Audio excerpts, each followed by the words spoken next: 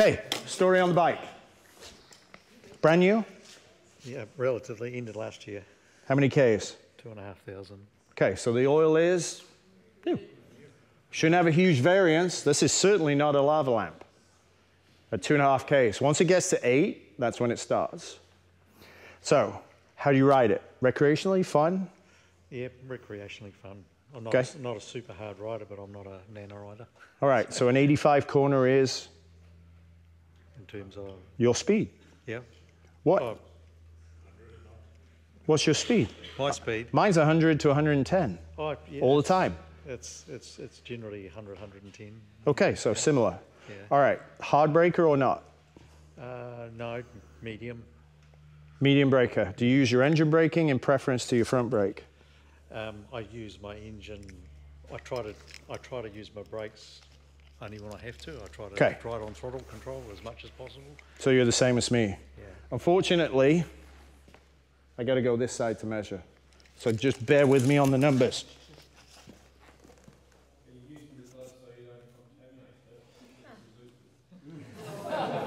Oh, is this bike in that lineup? Because it's gone. So, 640.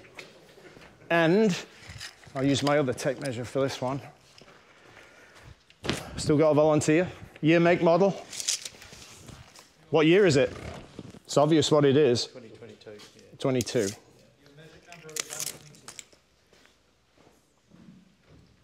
It's 120. Thank you. That is 120 extended. Can I put a cable tie on that? I can. What's the width of the cable tie? I know, I saw that. The cable tie is at X millimeters, so it's going to take travel away. Could break the dust seal. Make sense? So there's a point where, yeah, I'll use the cable tie, but there's a point where you might hurt the dust seal. Even though it's rubber, you might split it. So there's a rationale there. Again, that step back. What have I got? What am I doing? Where am I feeling? What am I seeing? What should I do? So if you go out and test braking at 80%, after the setup, shouldn't be a problem. Should be at a visual 3/4 of gold consumed. And if that's the case, we're good. But again, depends on the numbers. Take a seat. Okay, perfect, stay there. One point of interest, let go of the bars for me. Perfect. Anybody do this to the handlebars? Why would you need to know that? Watch my shoulder blades. How many of you suffer back pain, numb necks, shooting pains? As soon as you extend your shoulder blades out, you are also turning your hands in. So you do that. So you're doubling up. So if you want to, if you do that and then do this, you can feel it in here right away. And you can feel it back there. Remember that beating at home thing?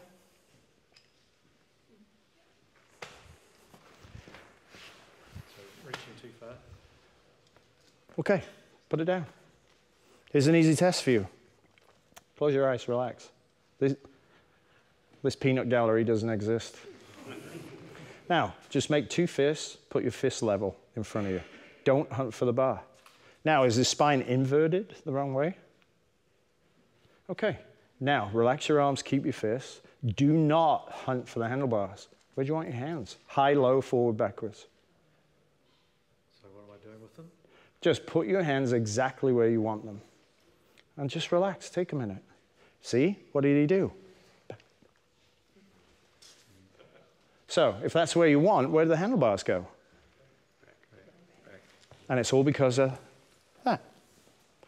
So at that point, one of the quick tests you can do, 2 fists, knuckles there. Look forward, ignore me. Now, hold the grip. Hold the grip. Your finger tied in it. Okay, now hold the grips properly. See that shunt forward? Now put your wrist on the grips on top. So, sport bike. So how much agony and pain are you willing to get? Because we all have a favorite bike, and there might be 4 yellow ones, and you pick one. So in this instance, what's best for you? So do the 3 again. Take your time. So knuckles against. Okay. Hold the grips. Put your wrist on top. It's that simple. You're sitting on new bikes, you want to test the fit, you do that. These handlebars can rotate. You can also get an offset riser to bring it back to you. There's lots of choices, lots of options about what you can do to get it ergonomically correct. But in this instance, with such a huge reach, by default, it's that. What's your average riding time? An hour? Probably an hour and a half. Okay. So at that point, when does the pain start? It's too new because we get a new bike, we ride the hell out of it. It never hurts. It's gold. And then in about 8 months in, so we ride it less. And then we ride it and go, sold. Buy a new bike. And do it again, and again, and again.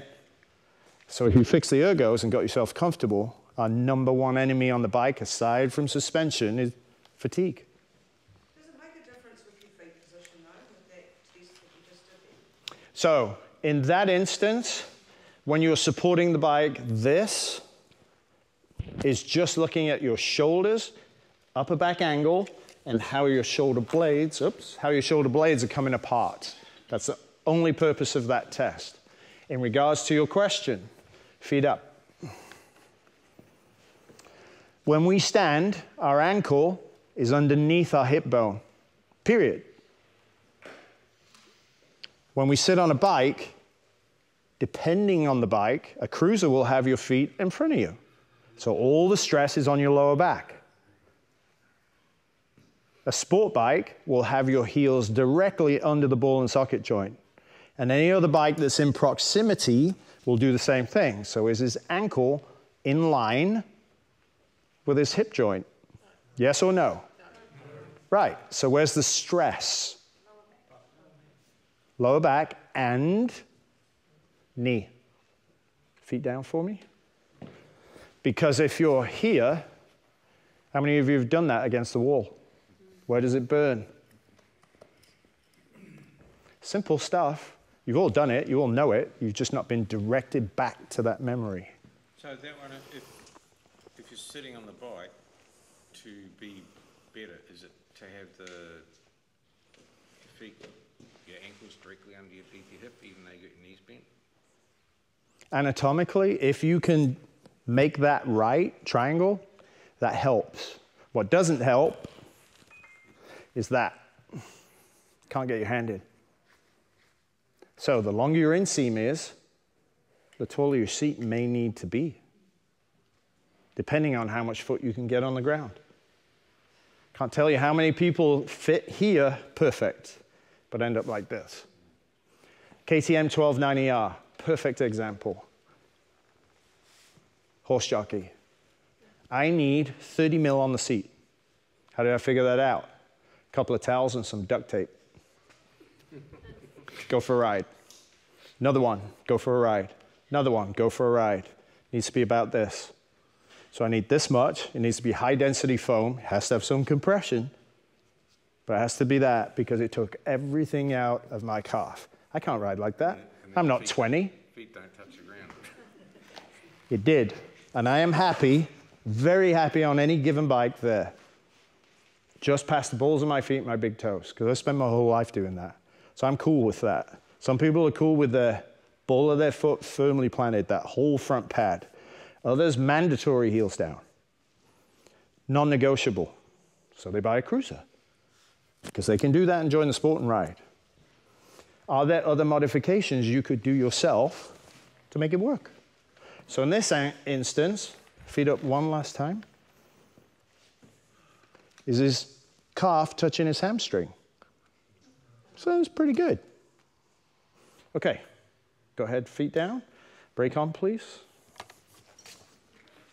That move? Same pressure as your bike. Didn't move at all. That's interesting. 140 to 90. So 40. What was the back? 640. Let go of the bars, please. There you go. 610. Go ahead, dismount. Please make sure your kickstand is down. I don't want you crying. That is yours.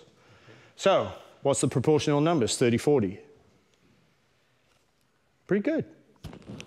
How far back is this rider? Over there somewhere. It's like this. So where's the leverage? So the shock has to be stiffer because he's so far back. It's got to take all that weight because once he sat here, so that leverage is huge. But why is the front not moving? It's interesting. So, can I pick it up? Yeah. Safe. What's going on here? What is wrong with the tap?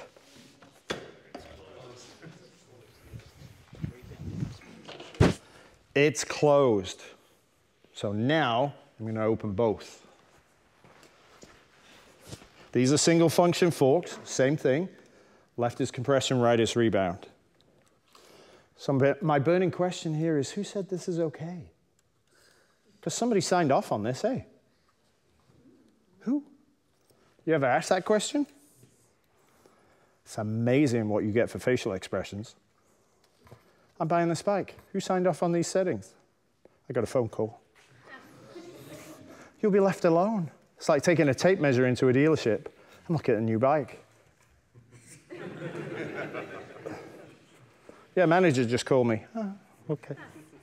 I actually asked them when I got it if I could come in and they could set it up for me, but they were just like, because they can't. 99% of them don't know.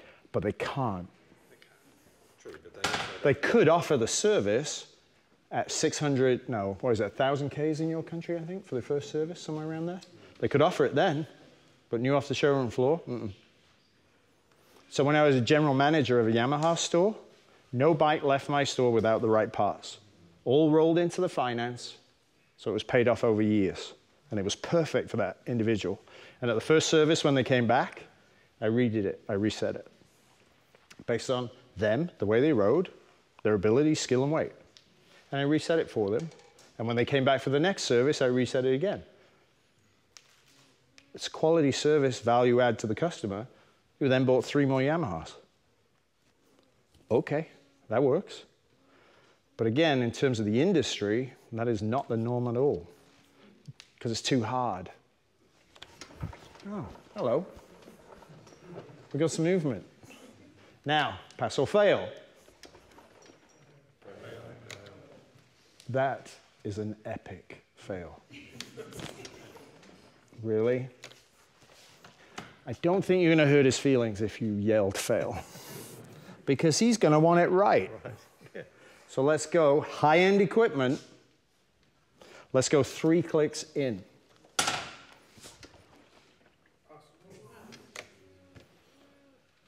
Getting your money's worth here. Consistently there, eh? Now, should we share your cable tie?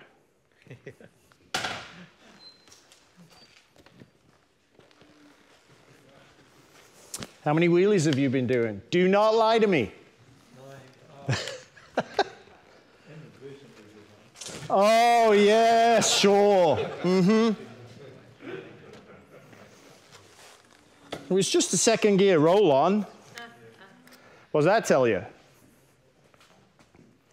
He smacked it. That didn't move before, did it? Didn't look like it. So when it did come up, did you land it gracefully? Or did you panic? No, I didn't panic, but it probably came down a wee bit hard. It was away from a set of traffic lights. So coming off a traffic light, roll it on, boop, oh, bang. Yeah, so it's not going to be hard, is it? It's not like coming from 12 o'clock. It's coming up and you just pull the clutch in and smash it and hit the rear brake. So there's a degree there of flexibility in it landed. Can I trust that? No. Go right. Show me, under consistent circumstances, where that goes to. Now we have to figure out, on the compression side, because it was locked up, how many total clicks we have and go halfway. In this case, it's clicks, not turns. On the other bike, if it was 3 turns, we go 1.5. So,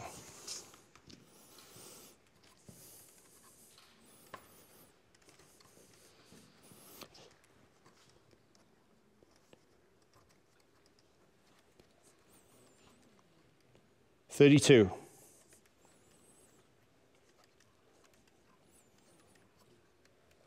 $16. We're in the middle. Do you go mad in the first 15 minutes? No, you wake up and you just go, oh, okay. So in that first 15 minutes, where am I? I'll give 1 out of 50 a chance of doing that. Oh, I'm at 50 minutes, 1 moment. Everybody stop. I'm good. Okay, let's carry on. Not going to happen. But could you, at a traffic light, go, well, I'm all right. It's doable.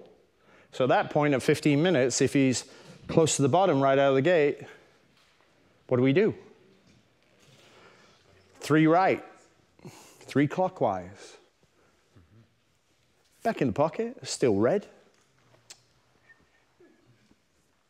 Oh, shit. Put it down. So at that point, you can self-monitor. All you need is a 3mm Allen.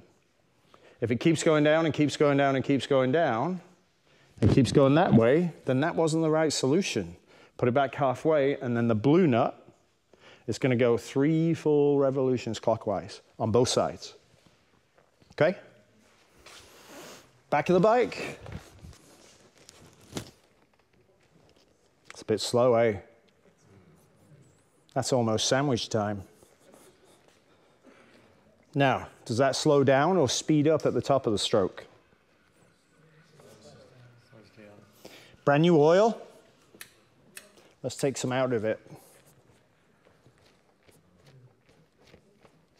And then, on compression, are we halfway? 1, 2. 14 of.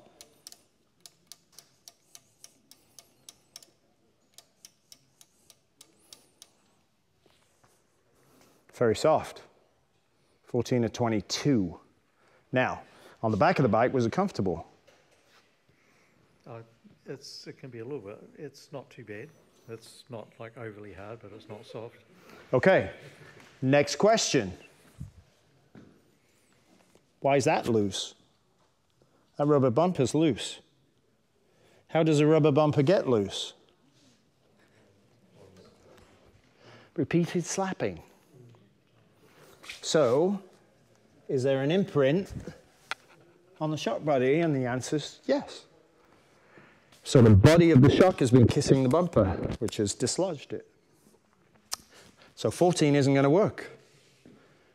Taking a step back, what would be a better number? 10, 12, right? Something different that's smaller in itself. So we'll wind it all the way up and count back 10.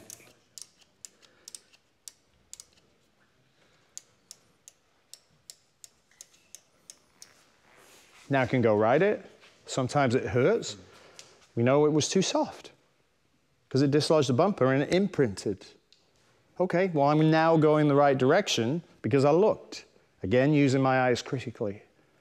So now that's set better, except for the second gear wheelie you're going to pull after you've clicked it in gear now, after you've left the traffic light.